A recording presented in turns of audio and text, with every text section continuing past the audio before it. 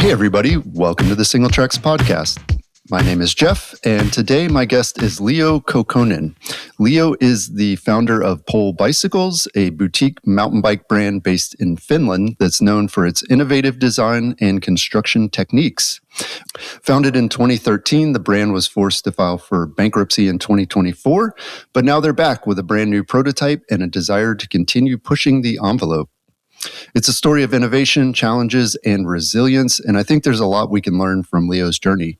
We'll talk about why he started Pole, some of the bold design choices the company has made over the years, and also what's next for this unique brand. Leo, welcome to the show. Thank you. Pleasure to be here.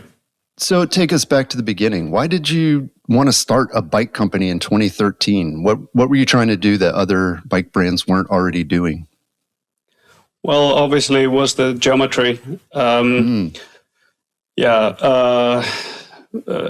was getting bigger, and I was mainly downhilling myself. And I have when I was a kid, there wasn't any mountain bikes around, and I had to save a lot of money to buy one. And it was a 90s mountain bike, which was all of them pretty much XC bikes. More or less. Yeah. And the geometry of the enduro bikes weren't there. Actually, if you look everything back then, most of the bikes were quite horrible to pedal uphill and quite horrible to ride downhill. Yeah. So the seat tubes were very slack and head tubes were quite steep. So they were more like, I would say like from road bikes kind of, but downhill bikes were great. They had a slack head angle and everything was fine. However, the reaches of downhill bikes have also grown. So the weight balance between the axles, that was the thing. So I just got a mule. It was a K9 DH1000S. It was Luis Arraiz's bike. I just put -2 head cups and I put a 140 fork, 140 fork. So the front drop, but the head angle was pretty good. And at the same time, the seat tube kind of rocked forward. Yeah. So that bike was quite ideal to pedal, but the handlebar was really close to the knees because there wasn't enough reach. Right, yeah. So I was like, I'm onto something and I really love this sport. I would like to make a bike that is kind of do-it-all bike. And Did you know anything about making bikes? I mean, it sounds like you kind of cobbled this together, using stuff you could buy off the shelf. But how'd you make that next leap where you said, I can make this, or I know somebody who can make it? What did you do? Yeah, it was BTR Fabrications who I contacted. Could they make a mule?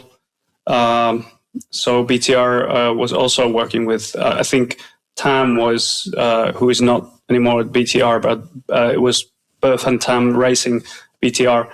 And Tam was working for Luis when Luis did K9. So Luis is a guy who was in Cannondale, now I think he's a teacher or something like that. Okay. I don't have exact knowledge of that, but nevertheless, Tam and Buff made a mule for us, and I started testing that. And initially, I didn't have an idea of putting up a bicycle brand, but it was just for you. Like you wanted that bike for yourself. Was that kind of the initial thought? Yeah. Yeah.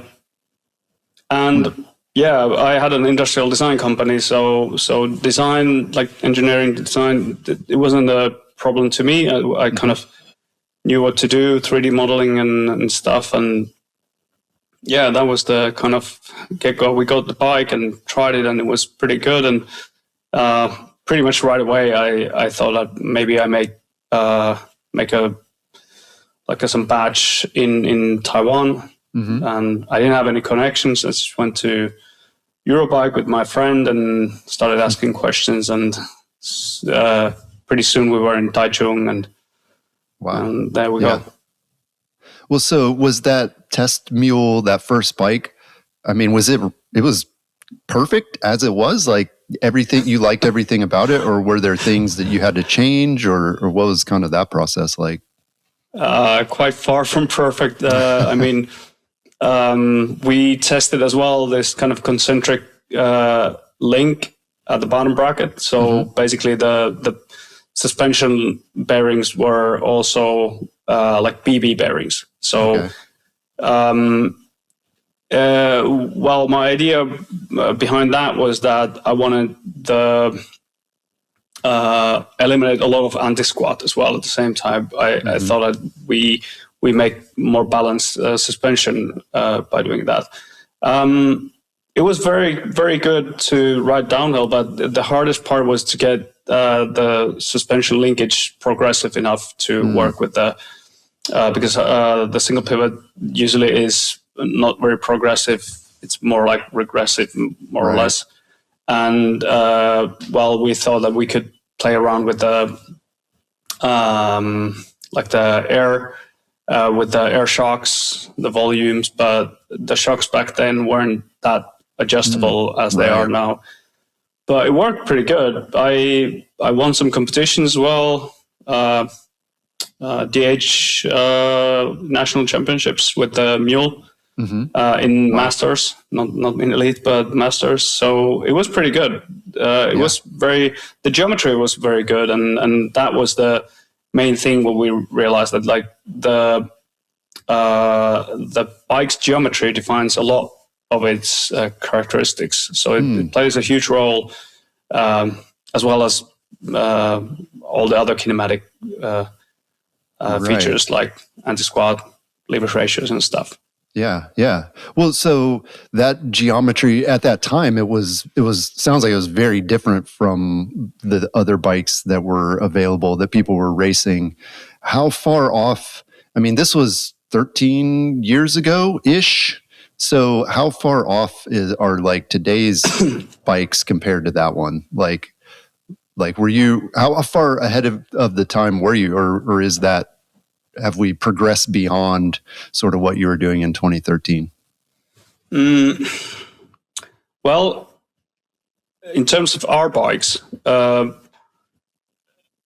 truly the first pole geometry that we have now was 2016, which was the Evolink. Okay. So mainly we just steepened up the C-tube angle. Okay. That was probably, and a little bit played around with reach, but that bike was quite close to what it is at the moment. What was the C-tube angle on that? Do you remember? I think it was somewhat 75-ish. And that at that time, most of the bikes are like 73 or something like that. So adding 2 degrees was radical, kind of. But now we're at 80 degrees. Right. So so a little bit further. Still have a long way to go.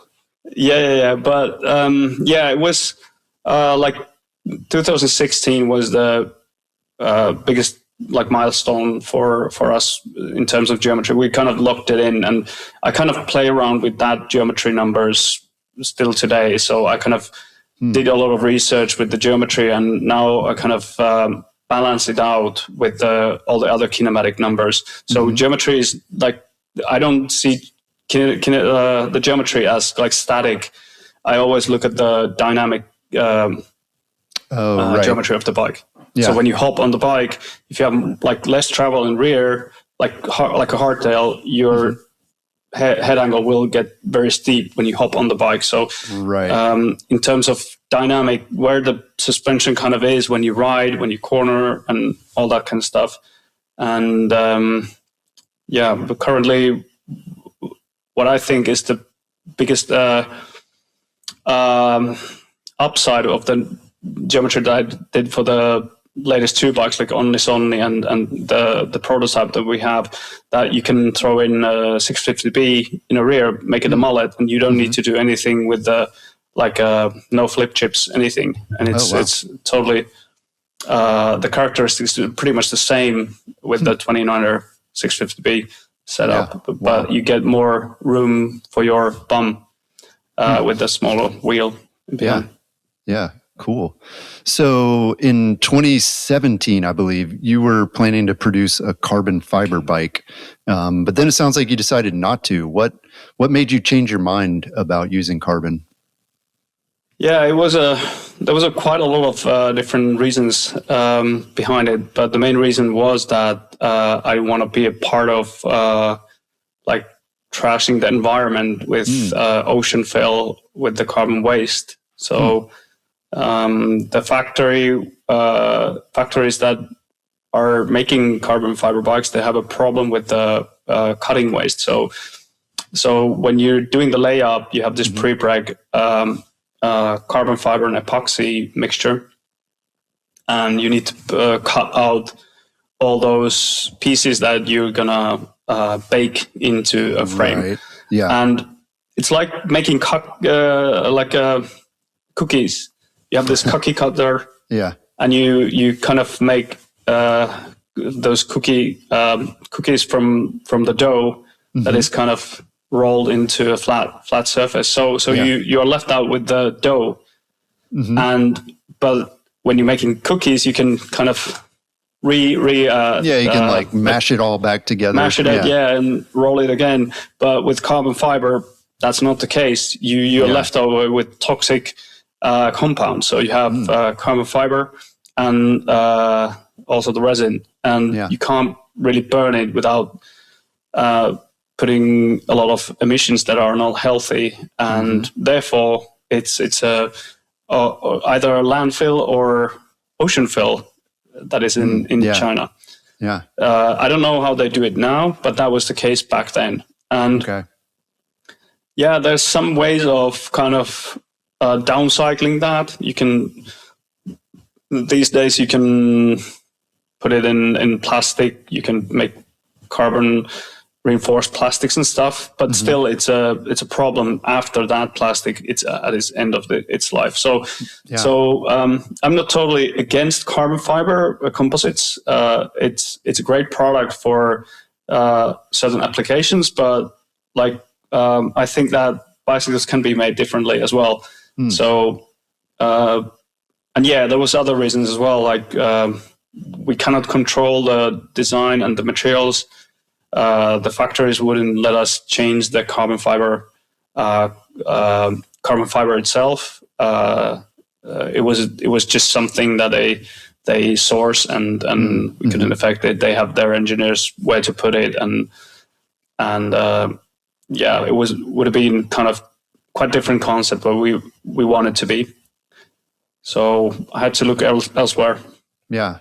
Yeah. Well, I mean, what about in terms of the performance of carbon though? I mean, do you ride any of your bikes carbon? Obviously you're going to be riding pole bikes, but I don't know, do you have a carbon road bike or something that you do ride? No, I don't have any carbon fiber bikes. Okay. I've been riding carbon fiber bikes every now and again from somebody else. I just had Maxon motor test bike. I forgot the name of the bike. Let's see if I can memorize. It was Anyway, so that was a carbon fiber bike. So I mean, are you concerned about? I mean, some people who ride really hard, might be concerned about carbon, or I don't know. It definitely seems like a choice. There are people who prefer metal bikes, and I'm just curious if that's it, or if it's all just about the environmental side of it for you. Well, I mean, for example, wheels. When you're riding really hard, you bend those aluminum wheels every now and again, and it's like one season. I don't know if I can get even one season with one rear wheel. Yeah. It's going to be so much dents, and it's hard to get the tubeless setup on. So I need to replace rim. Sometimes I'm lucky; I don't have any big dents there. But so some people get away with a carbon fiber wheel for a longer time.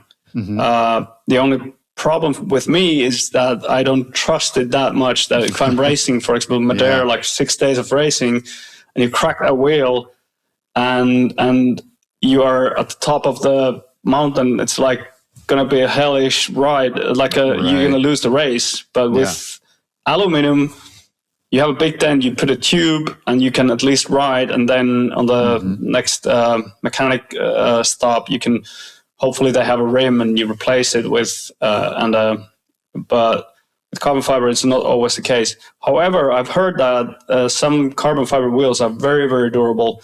And some pros have been racing 2 seasons, like the top, what is it, EDR now? So they have been racing two seasons with one wheel set. So that is quite impressive. So if that's possible, I'm game on with that carbon fiber wheel. Yeah, right on. Well, so ultimately the bike that you introduced was the machine, and this frame was CNC'd from a block of aluminum. So for people who aren't familiar, I mean, CNC is a process where you start with literally a block of aluminum and then you kind of carve out the frame or the parts of the frame. So tell us, how does this even work? How can you make a bike frame using this process? So first of all, we chose the material. Like that was I wanted to compete with carbon fiber features, like so stiffness to weight ratio is the main thing what you want to compete with other materials. So let's start with steel, for example. Steel frames are known to be heavier, although the wall thickness of the steel tube is really, really thin. It's like 0.5 millimeters or so. Okay. But steel is quite heavy to its volume. And when you have a small tube, the steel tubes tend to be smaller because otherwise it would get heavier. So that's why some steel frames are quite flexy because it's small tubes. So larger the tube, the more stiffness you will have, and the wall thickness doesn't matter that much. Let's say, for example, like a soda can, it's quite stiff if you poke it from the side, it kind of crumbles, but it's quite stiff nevertheless if you try to take it from the ends. So aluminum, there's so many different kind of aluminums, and normally bicycles are made out of 6061 aluminum, and that is very good aluminum. It corrosion resistance, and also it's pretty easy weldable, and the heat treatment process is quite easy. And then you have the 7000 aluminums, and some of the aluminums can be welded. So Nikolai uses, I don't remember which aluminum, but nevertheless 7000 aluminum. And then you have 7075 aluminum, which is not weldable, and that is used by aerospace. And that is almost twice as tough as the 6061, which is the normal aluminum, and more than 30% tougher than those like the 7003, for example, aluminum. So we chose that one, and it is quite tough process. I kind of my initial idea was doing it with similar things what some of the companies are trying out now, that you have like lugs and you bond, like Atherton's, they have the aluminum lugs and they bond aluminum tubes into those. So they initially started with titanium printing and then bonded carbon fibers and carbon fiber tubes, and now they're doing kind of both ways. So the aluminum lug design was the first thing I was thinking about. However, I started thinking more and more, and it was actually a joke that a CNC machinist said that these are so big pieces that why don't you CNC machine the whole thing? And I was like thinking that maybe if we put joint in the middle, and because you need quite many parts. So you have the lugs, and then you put a jig. You need to bond it there. You need to be careful that it's not twisted, and you have a limited time on the bonding and all that together. I started considering that, like, we would have the seam in the middle, then we could control the inner wall the wall thickness is really accurately. Right, which you can't do with tubing. I mean, with tubing, you kind of can. You can shape it to a degree, but not to the level that you're talking about with exactly. CNC.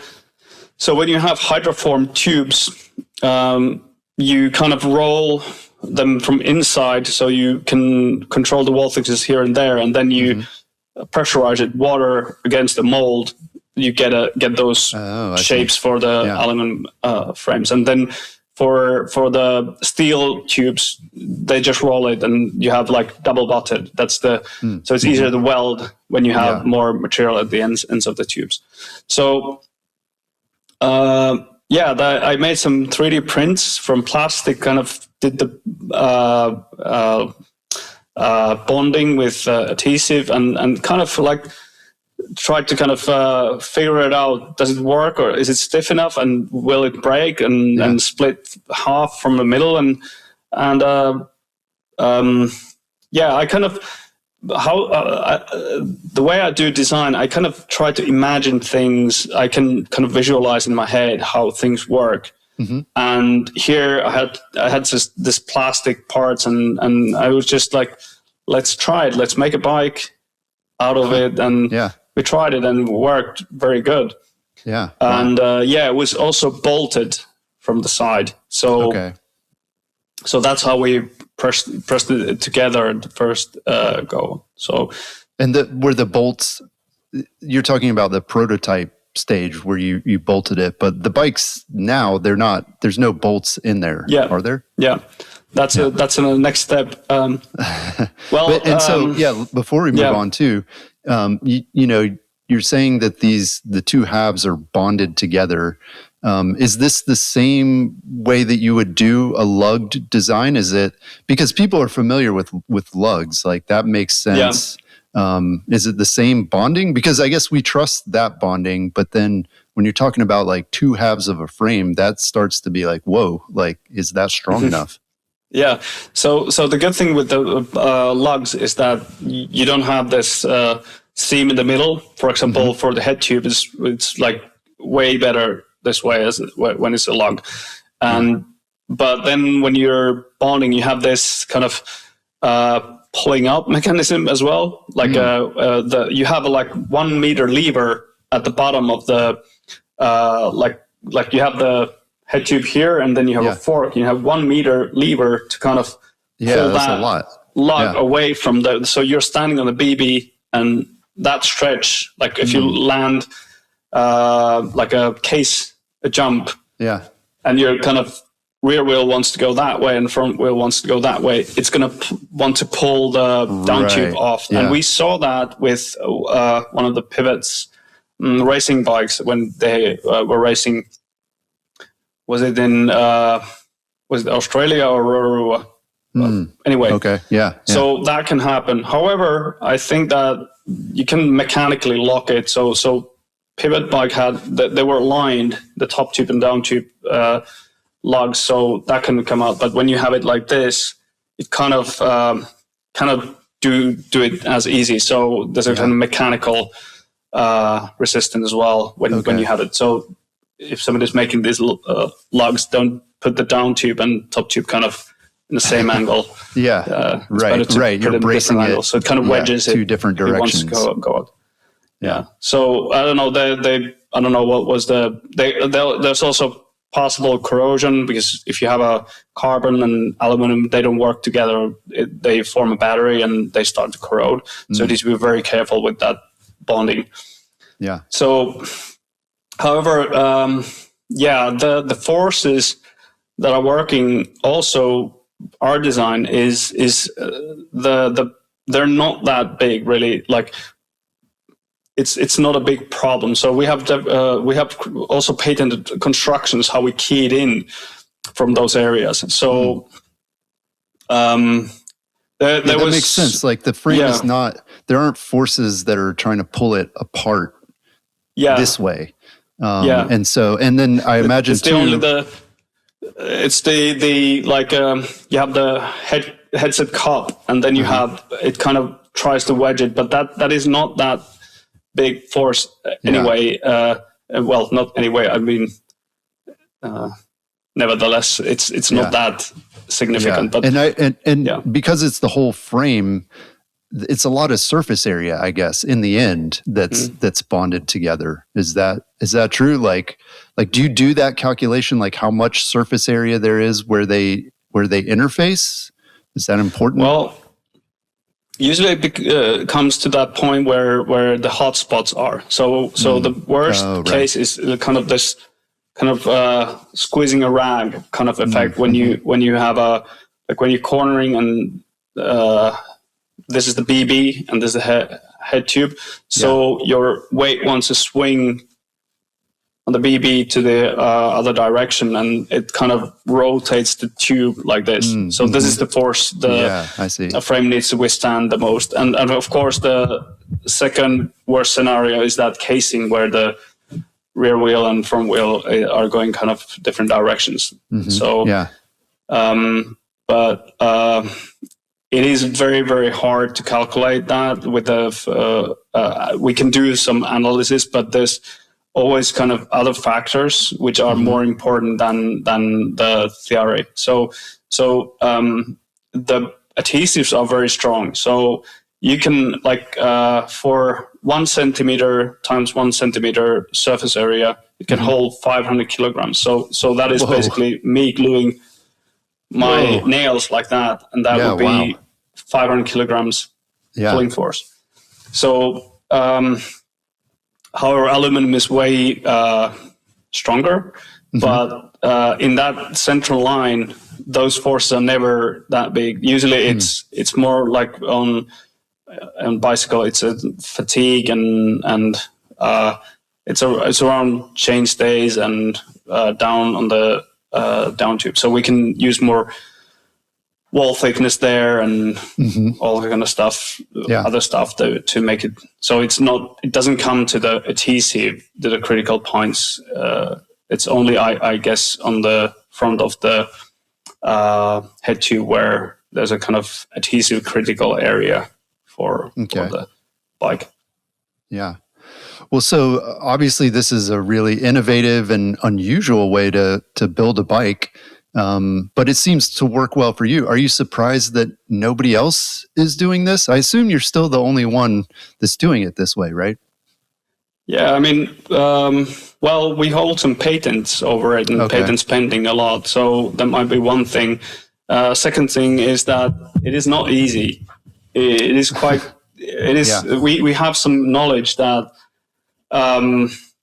There's Actor 5 who is doing it. They have been doing it for a while. Although they are doing it different than we do. They do it like we did Stamina like 6 years ago, 7 years ago. So there we have a quite more advanced method how we do it, and you need to know a lot about CNC machining and also how to keep the aluminum very, very clean before the bonding. So we have this surface, like in-house surface treatment system that we first remove the grease and a little bit. It's not etching, but kind of etch the surface. So we remove some corrosion, which basically when aluminum is contacted with air, it immediately starts to form this oxidation over it. Yeah. So I think the window of welding aluminum is like two hours. So that you can weld it. So that's why we dip it in these poles. And then we passivate the surface. So that closes the surface, so we can put the adhesive on top of it, and then it stays good, so it doesn't corrode. Okay. Yeah. Well, yeah. I mean, you said it's not easy, and obviously, yeah, it's a very complex process. But I guess it's worth it, right? I mean, there are enough advantages to make it worth doing this way. Is that fair to say? Yeah, I mean, it's not easy to make carbon fiber frames either. So carbon fiber frames have more processes actually than we do. So our method is maybe more straightforward than making carbon fiber frame. And carbon fiber frame has a lot of manual labor. But you need to, if I remember correctly, so it's 26 different steps. And wow. Yeah, so... And if we compare it to the printing method, for example, so if you print lugs, you need to air hammer them out from the stack. Then you need to grind it, clean it, and then if you want to press bearings into that, you nevertheless need to CNC machine it. So it's not as easy as people think from the printing, and then it's immediately you don't just ready. press a button and it just does everything. No, it's not. Like you still need to do a lot of processes. So nothing is really straightforward and simple like people think, that you just weld something. Maybe when you make it from straight tubes and something like that, it kind of looks more straightforward. You get very, very simple bikes out of it.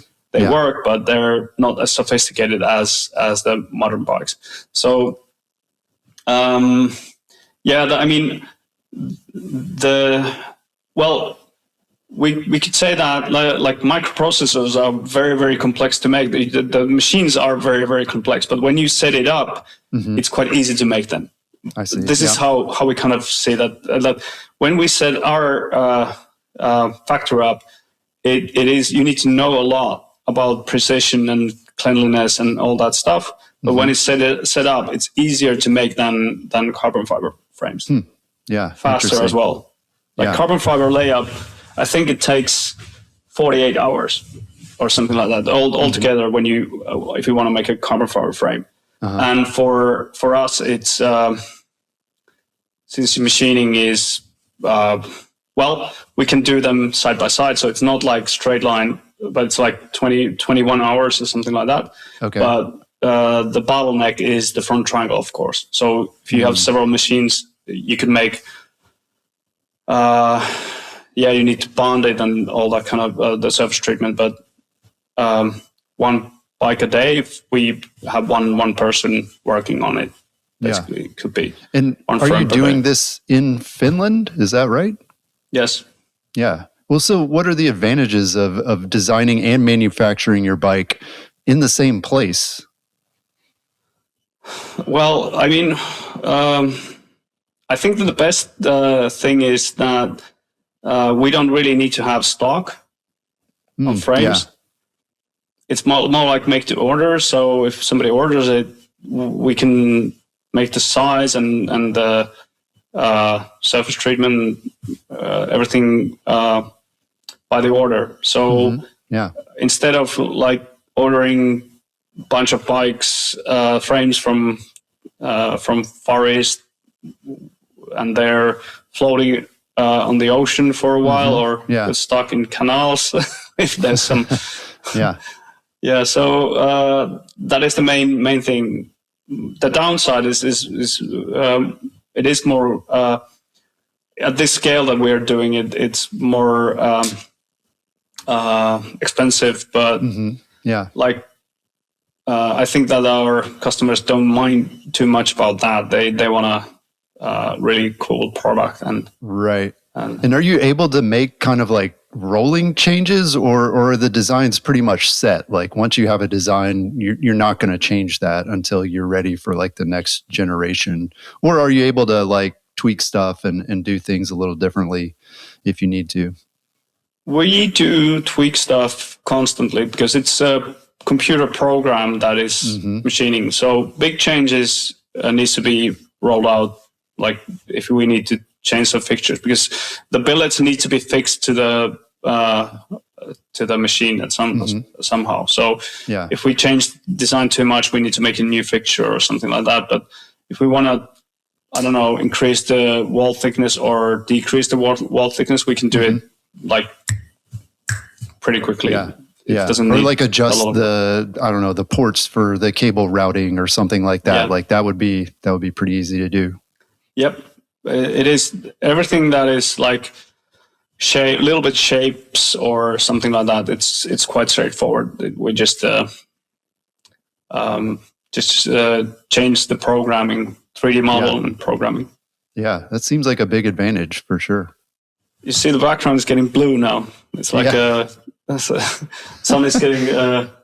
It's gonna get dark soon. So yeah, the sun is fading. Well, so you're in Finland, obviously, and so what is the riding like in Finland? What are the trails like around you, and how does that sort of influence the bikes that you like to ride? At the moment, you see you from need behind a fat bike, apparently. Yeah. Well, e-bike is good in winter when you have a lot of trails.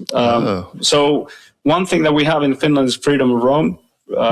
So there's no bicycle is seen as walking. So you can ride anywhere where you want. There's some rules. You can't go to anyone's backyard or too close to like houses or something like that. But there's a lot of trails. There's not big mountains here, but we have a lot of small hills. So there's a lot to ride here, and people they hike a lot in the forest. So around bigger cities, well, in Finland terms, bigger cities. So we have like 130,000 people here. So not huge. It's not very big city in terms of American cities, but there's a lot of trails. A lot of trails. Are they purpose built though, or are these it sounds like they're more natural sort of trails. Yeah, some of them are built, but we don't really need to build anything. They're like single track trails, quite technical around here. We have a lot of rocks and roots, rocky. Yeah. This is very rocky. But then we have a bike park nearby as well. And there's quite a lot of small bike parks around in Finland because we have ski resorts. So we have these drag lifts or chair lifts or something like that. So it's quite easy to make a bike park. Yeah. Yeah. Very cool. So in 2021, Pole released its first e-bike, and I'm curious, has that become like a big part of your sales? Like, is that bringing new customers, or what was kind of the shift since you introduced the e-bike? Yeah, I think e-bikes were, if I remember correctly, almost 80% of the sales after that. Oh, wow. Whoa. So it's e-bikes are, that's the business, really. Yeah. And regular bikes are, well, at least for us, when we concentrate on the higher end market. So push bikes are like people want them. I want to have one. I wouldn't only own an e-bike. But nevertheless, the growth is in the e-bike. And I think that other companies share the. I think was it Canyon just said that they're going to focus more on e-bikes, and that's probably the smart choice at the moment. Well, so do you think your process of building frames, does it lend itself more toward e-bikes, or does that add another challenge to it? It's another challenge because we need to grow the billet size because there's the battery inside. So we can make it's a bigger volume that you need to CNC machine out. So we start from 100 kilos of aluminum and end up having 100 kilos. Yeah, 100 kilos, and then we end up having only 3.5 or 4, something like that. Oh my goodness! If it's an e-bike or a normal bike. Wow. Yeah. Is there any comparison with, like, you mentioned that this type of aluminum is used in aerospace? Like, is anybody else doing something at that scale, starting with 100 kilos and then their final product is only like 3 or 4. It's not very ideal. Yeah. I mean, I can't think of anything. There's something. I was in Expo with DMG Mori, and I talked with some. Of course, when you make molds, you need to do. Basically, we're making molds at the first stage, but there was some companies that did some products. I don't recall what they were. Yeah, but that's pretty rare. But it's very rare to do it like this. And the good to be clear too for people listening who maybe aren't familiar too. I mean, that's not waste though, right? I mean, that's the aluminum is recyclable, and is it like easily recyclable? Like, will it go very back 100% and you could use it for another bike down the line, or does it lose something when you have to recycle it? I think the like rule of thumb is that you lose like 5% of material when you recycle metals, and so. But you literally like just lose it, like the dust or whatever, and it's not that like melting it down again like alters its properties or anything like that, right? No, it's like if you melt aluminum, you can make from 7075. You just I'm not metallurgic, but basically you refine it with other substances inside, and then you can have whatever aluminum again. So it's not like plastic where it like degrades every time you recycle it, and it's like a 1, and then it's a 2, and then it's a 5, totally, and then you got to throw it away. Yeah, it's totally reusable, and metals recycle forever, basically. So I don't remember the number, but you can check it out. Most of the metals humans have created are still in recycle, like still used somewhere. So the main thing is that companies are paying you to recycle. So they pay for your metals if you return it. So that is not the case with plastic or carbon fibers, composites, or whatever. You need to pay in order to get them recycled. But metals you're getting paid to recycle. Yeah. So let's talk a little bit about some of the challenges that Pole faced in 2024. What happened? I mean, we all kind of know what happened with the industry, but specifically, like what were you seeing at Pole in 2024? Yeah, I mean, I think all started during COVID. So we sold quite a lot of those e-bikes. Yeah, so I bet. We got really good sales, and we sold more e-bikes in 2 weeks than we sold, like in numbers, like units, than we sold the previous year. Whoa! Wow. Altogether. Yeah. When we released the bike.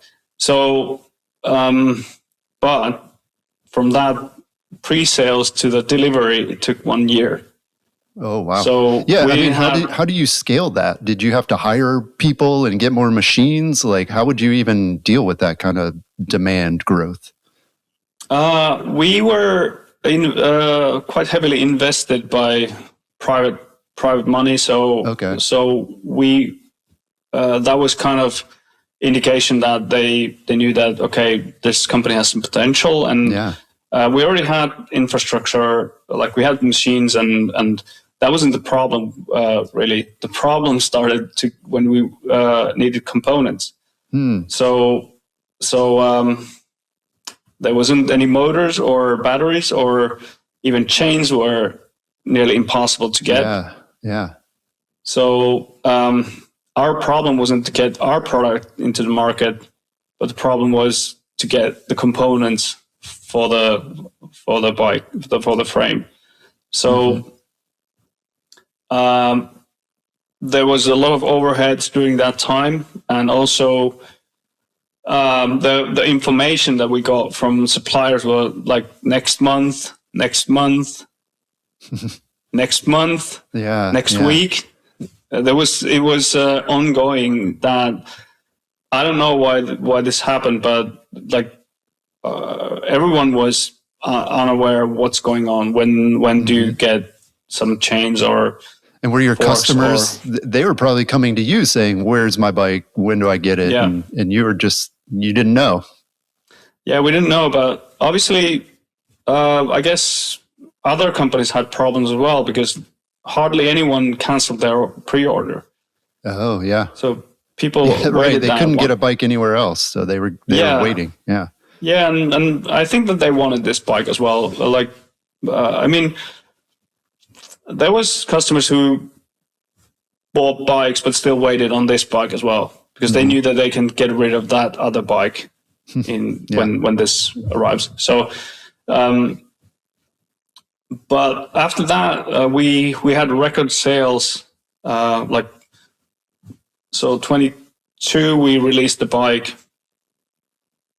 23 we had 20 21 22 and then 23 we launched another set of bikes, Sonni and Onni, which was downhill bike and another version of the Bosch Gen 4. Right. It was like I wanted to make a real like do it all on the kind of downhill side bike, which was Sonni, and released that and also did a pre-sales on that, and it was looking very good. We grew our sales constantly, like even 23 we grew our sales like 26%. Wow. Yeah, and that's when it was slowing down for others, or at least there was like an oversupply, and so yeah. But all the suppliers, like, we didn't have any problem to get aluminum or any of that. Our frames were perfectly. We could produce frames fairly easy, but getting motors and batteries and all those other components were kind of hard. And when you don't get any, like, even though you could get sales, but you can't turn it to revenue, that's a problem because your sales stretch over time, but you still have the overheads. You can't lay off people because you kind of need them for the next month. And once you do get the parts, so that was the problem, and it kind of fluctuated a lot. And 23, like August, I was thinking that we kind of made it, and everything looks good. But then when something happened, like I thought our website is broken or something like that. There was 0 sales weeks started to roll in, and then we realized that like Signa Sports went to insolvency. They started dumping products like really heavily, and then also Nukeproof.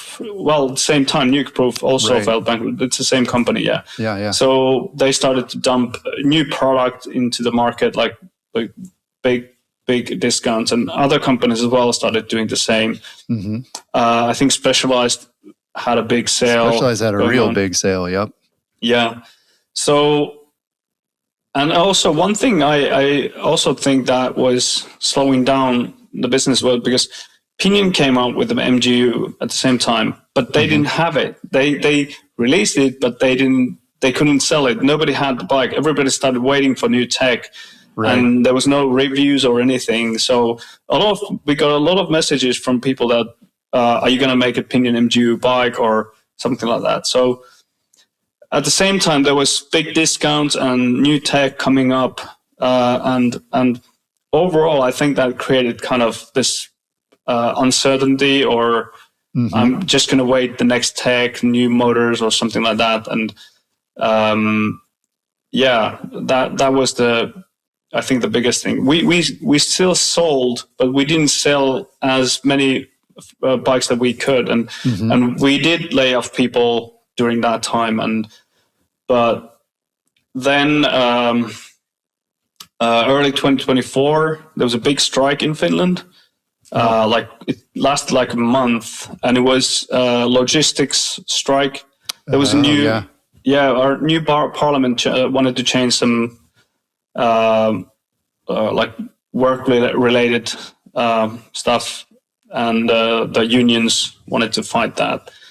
And our CNC machines broke down at the same time. Oh no! Like 2 of them, and we were already running thin on cash flow, and then when we really didn't have any cash, our investors were kind of fed up to the industry, and for them it was basically there was one company who were interested in buying Pole, but they didn't offer enough, so it was cheaper for the investors to write off as a tax write-off when you bankrupt the company. And this is a pretty common thing too. I mean, among the U.S. companies that had trouble as well. Revel is one that comes to mind, where they had the investors, and then eventually the investors got tired of waiting for their return, and so they decided to just get rid of the company. And so I'm curious, after that experience, one, I'm sure you learned a lot, but also, why get back into it? I mean, it seems like it's a tough business. Why do you want to keep going? I love bikes, and and I know that I'm good at this, and we really put a lot of effort into the tech, and I know that our products are great. And there was a lot of customers who were asking that please come back, and there was a big conversation on our Facebook group. People were thinking, okay, what next? If Pole is not here, what are we going to buy next? Because nobody's offering anything similar. So, I mean, I'm not hoping any companies to go bankrupt here, but like if Trek would go bankrupt, it would be quite easy to find similar bike, Like there's tons of similar, like you can go easily to Specialized or Cube or I don't know, in America, do you have Cubes? We don't have Cube, but you could get a Santa Cruz So there's tons of competition in that, but and we're not big, and we're not gonna focus that much on the growth side. So we just want to create a steady business, do our own little thing. Create awesome bikes, and had because we have created so many innovations, and we want to continue doing those, and I'm interested as well riding those bikes that I create. So I'm always interested in what can we do next, and so for example, with this latest design, I've again made some new things. However, I think the motor battery combo now is quite big, a step forward. But tell us about that. So you have this new prototype. Do you have a name for the bike? I have a name for it, but I don't want to say it yet. Oh, okay. So, we'll just call it the prototype. It's a prototype, yeah. So, So I wanted to continue where we left with Sonni and Onni. The suspension is so good. We tested it a lot. It was racing World Cup downhill racing. I've raced it a lot. I've had the same bike, if I remember, unserviced for 3 seasons now. The bearings are so my e-bike. I've been riding it all weathers here, and it's super good. No failures whatsoever. Okay. And now we found. I started the new project. Like you asked, I need to go back to the previous question a little bit. Sure. So you asked, why did I come back? So there was customers and also friends who helped me a lot during this time. And one of them is also a customer who said that let's restart it. Let's restart it. We can find people who can fund it, and we have we don't have big millionaires or whoever funding it at the moment. We have just a bunch of friends and customers. Yeah. Well, the big investors, it sounds like they're the ones who kind of messed it up last time. So, seems smart. Well, I don't know if they messed it up. I mean, but they didn't stick with you. They didn't stick with me. Said, that's yeah. And I left. And I was also left out with debt, and I had to figure out how to handle that as well. Yeah, it's quite a lot of money I had to kind of borrow and restructure it. And anyway, so I told them that we need to find a partner for the motors, because there's no business I mean, there's business with normal bikes, but you need to make a living as well. If I'm going to do this, I need to focus on this only. I can't do any other gigs at the same time. It's fairly impossible. Bicycle business, it needs a lot of time. Yeah. So you can do it. It moves properly. fast too. I mean, you can't. Yeah. You know. Yeah. Yeah. So I told them that we need to focus 100%, and we need to make an e-bike, because that's where the money is, and that's what people want at the moment. And of course, we're going to make also a normal bike, because I want a normal bike as well. Yeah. And there's customers who want it. So we wanted to find a motor partner who wants to work with us as well. And I want it to be something different. So obviously, most of the companies jumped on DJI at the same go. I also talked with DJI, and they want huge quantities. If you want to make a bike out of it, and I told them I don't want to make huge quantities anymore. So I want to start slow. We just make limited editions, So then there was some other motor options as well, like Male, and it has tremendous. Before you're using Bosch, is that right? Exactly. Yeah. I wanted to look elsewhere. I wanted to find. I knew already what Bosch was coming up. Bosch has really good information for the companies. They kind of release roadmap quite early, so you know what's coming up, and it's very good on their side. But I wanted to look also other options, and I went to Eurobike to see all the different motors. I knew what's out there, and I just wanted to see them face to face, who's making what. And when I was at Maxim booth, and I talked with the engineers and the managers who are doing it, I think that when they explained, I saw the motor is really small, the footprint is small, and the torque is impressive. So you have Fazua-sized motor, but way more torque. Okay. Yeah. So it's 90 newton meters of torque, and it's 5 newton meters more than Gen 4 Bosch, but it's 1 kilo lighter. Oh wow, that's a good bit. Yeah. Yeah, and also what they started talking about is the efficiency of the motor. So it's so much more efficient. It doesn't heat up as much as the others. So I think Maxim has huge knowledge over making motors. So they work with NASA, with the Mars rovers, and they make this tiny pumps that you put in, like it's pumping blood. Oh wow! That help the human heart to work. Yeah. So they know this kind of efficiency stuff a lot. They have huge background with designing motors. Yeah. So it's very silent. You literally can't hear almost anything when you're riding it. So yeah. And they hadn't. Yeah. Did they have any other bike partners at that point when you first were talking to them, or is this they're just trying to find if anybody wanted to use this motor? They have some partners.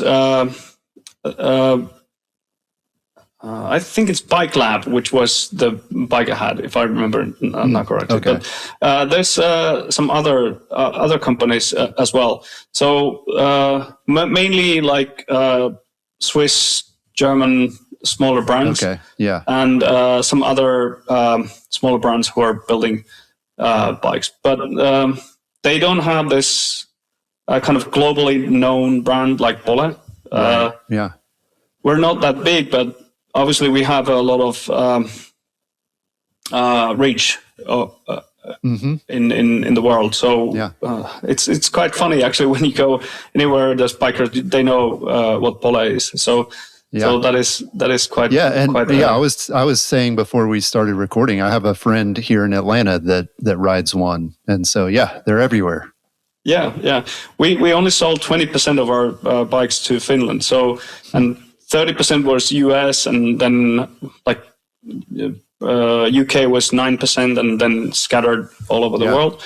Wow. And so they got interested about working with us together, and also I offered that we could do some testing for them as well, so we can together do some I don't know, refinements or even new products in the future. Like we can offer our knowledge in testing. Obviously, we don't know anything about the motors, but we know about the interface and how right.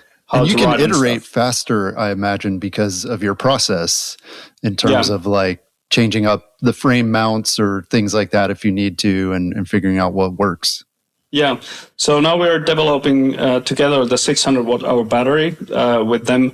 So it's actually, people probably think that you have a 400 and you just change it to 600, but you need a different firmware for the 600 watt hour battery, for example, or if you put the range extender. So you need to test everything. So because the currents are different with them, so you need to test it. And our bike is pretty good actually for testing because we have a lot of travel. So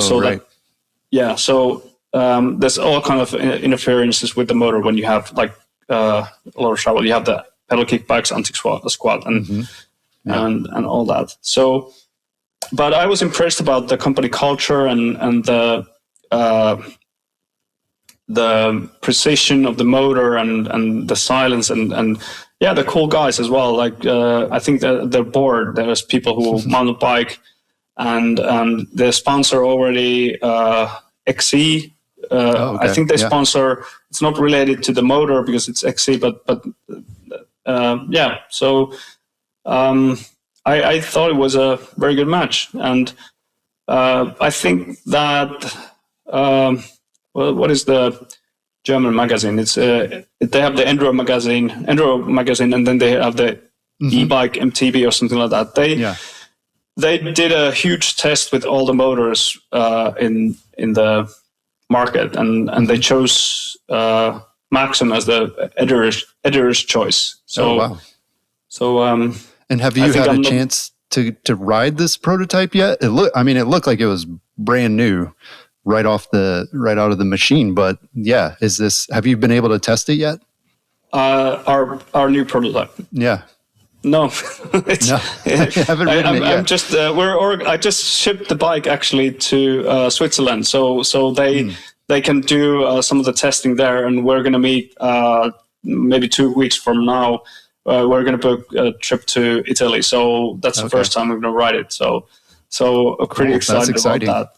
Yeah, only on a factory floor, like but literally that's like I know from experience. I could go on the trails and ride it, but it's really not testing for a bike, so I leave it to later. I just build it and did some testing on the factories. We do the kind of small stress test, so everything is good, everything fits, so it's rideable, so we can start actually test ride it. But the suspension, the swing arms, everything, they're the same as on the Ensonne, so I don't need to actually test that. It's more like the front triangle.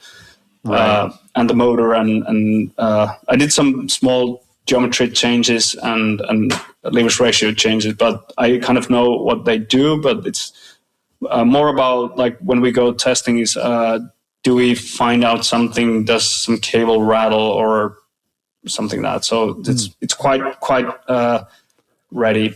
Yeah, cool. Well, so in a recent Instagram post that I saw from you, you mentioned new facilities and a refined production method. So how has your production method changed for this go around? Well, this is quite hard to explain, but I'll give it a go. So, so when you CNC machine from a big block, a lot of material, it wants to bend like a banana. Okay. Yeah. So we already found out a lot of methods how to control this, but now we found a method that it's dead straight after we machine it. Yeah. So we know how to release that tension and then do our thing. And also I made this kind of connection to the head tube area where it's even more keyed in than previously. So it was keyed in, but now it's even more keyed in. Okay. Cool. We didn't have any issues with writing, but there was some issues with somebody put like a headset cups, and you put it like they didn't go well, and they rammed it in, and they kind of wedged so the frame doesn't kind of pop open. You can just see this little bit of the adhesive breaks, and then it starts to weep. So we want it to be like, I don't know, idiot proof. Yeah, that's a good way to put it. Which is not possible, but like still wanted to kind of. I just had this idea how to make it, and we implemented it on this one. Yeah. So. Well, so yeah, it sounds like the changes were mostly to improve. Actually, I'm one of those idiots. I did it. Okay, I did it once. So I wedged it by accident. I was just talking with people and just screwing the headset cup there, and especially when we had those big cups on like 56 on bottom, top, and Cane Creek's 56 on the top. It has a lot of material, so it doesn't give in at all when like there's 1 centimeter worth of like that rim, because it still uses a smaller bearing. Yeah. So I used that and broke a frame. Wow. That was my frame then. So these changes, though, yeah, it sounds like it's improving the quality of the product. Is it going to help you make the bikes any faster or cheaper? Like, is that a focus at all going forward? Well, we use the same process, but they're not. Well, we're going to focus only on the higher end bikes. So, like our the component setup where we start is like RockShox Ultimate. And so basically we're not going to make any Select Plus or other component sets. So we're going to focus on the most expensive stuff. We found out that at the end that usually our customers didn't want those cheaper suspension components or anything. So they usually started to kind of pile up. And we were always selling out the most expensive components. So what I'm looking forward to work with is with Intent and other who make this really unique component. We don't have resources to start. Although a Taival, which was our steel hardtail, it was very popular. Unfortunately, we don't have resources to start doing that because you need to buy a big batch and you need a lot of room and like that. So we're going to focus only on the CNC machining I know how to make a really like cutting edge stuff. So I just want to focus on that and make even more cutting edge stuff. It's more that's what you're known for, well. and keeping things simple going forward. That makes sense. How soon do you think it'll be before you have bikes available for people to purchase? I think that we will start selling in April. So pre-orders, I assume. Yeah, and then production. I think that Maxon starts to produce the 600 watt hour battery in July. So I think that we can start shipping out bikes August-ish, somewhere there. Okay. So, but I want to do it this way because last time we were always late on production. I want to finalize the production first. Yeah. And then when I know that it's ready, well, this prototype was very, very easy to make. I have my old CNC, like who was working with me previously. He works in another place, but we worked together, and it was so straightforward to go forward with that. Yeah, that's great. Awesome. Well, I'm curious, if someone came to you today and said they wanted to start a bike company, what would you tell them? are you sure? I mean, I was just in the craft bike days, and there's a lot of guys who make awesome products, but the main problem is that you can create something awesome once you're putting your mind into it, but when you want to make your living out of it, you need to make several, and you need help. And like a good example is that there was a lot of EVs coming into the market during COVID and something like that. There was always this like spectacular prototype that they had. Yeah. But when it rolled into production, a lot of features were skimmed off. The thing is that when you have smart people working, like the really smart people working on something, you can create a prototype or two. But when you need to do a serial production, it's going to have to be dumbed down a little bit, because you need to make so many out of it. And there's a lot of people working who are not so interested about it. Just do their job. So, bicycles are, like you said, evolve quickly. You can make a wrong choice of components, or this at the moment with motors, for example. Yeah. You don't know what the tech is going to be like 1 year from now, and it is very capital intensive. You need to put a lot of money into into your stock, and lead times are not very short. I think the best lead times are 60 days or something like that, but can be 6 months. Yeah, and when you're starting, you need to prepayments, and if you don't know anyone in the industry, you need to first contact anyone. It's going to be a long way until you are in the point where you want to you can sell. So, so you need to be very, very, very prepared in all these hurdles if you want to get into bicycle business. But it sounds like a big part of what you're saying too is to stay small. I mean, there's a lot of challenges with trying to grow and to be, a Trek or a Specialized, or, even a company, quarter that size. Sounds like you gotta focus on small and be really good at what you do.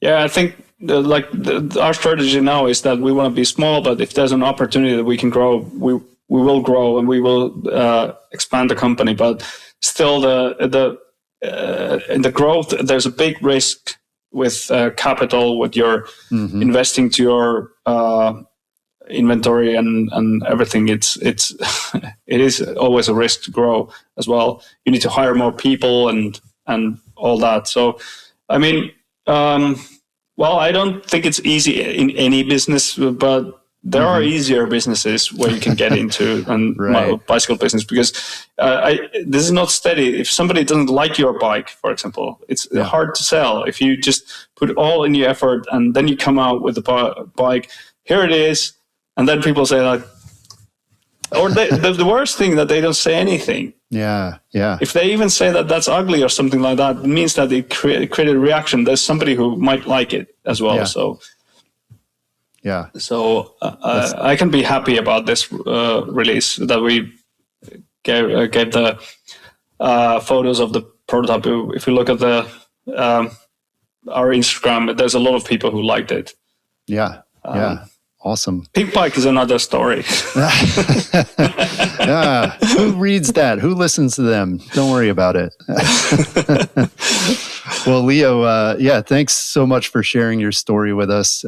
Super inspiring and cool to see what you're doing. What's the best way that people can follow along and keep up with the latest from Pole? Yeah, I mean, my Instagram, Leo_Kokkonen, or also Pole Bicycles Instagram. Okay. Pole Bicycles YouTube, I update that not so often, but I put longer videos there for testing or building something or like that. So less produced at the moment. So I just put a camera on, do something, and put there. So these are the best ways to do it. Of course, the website as well. And there's a Facebook group, Pole Bicycles Riders Group. where you can join, and there's our customers and previous customers, they're talking about it. So that's where you can engage anyone else than me. Instagram is pretty dull because you know how it is. It's just right. Yeah. Yep. Awesome. Well, thank you again, and thanks to our listeners. If you want to check out more Singletracks podcast episodes, go to singletracks.com/podcast. Thanks for listening, and we'll talk to you next time.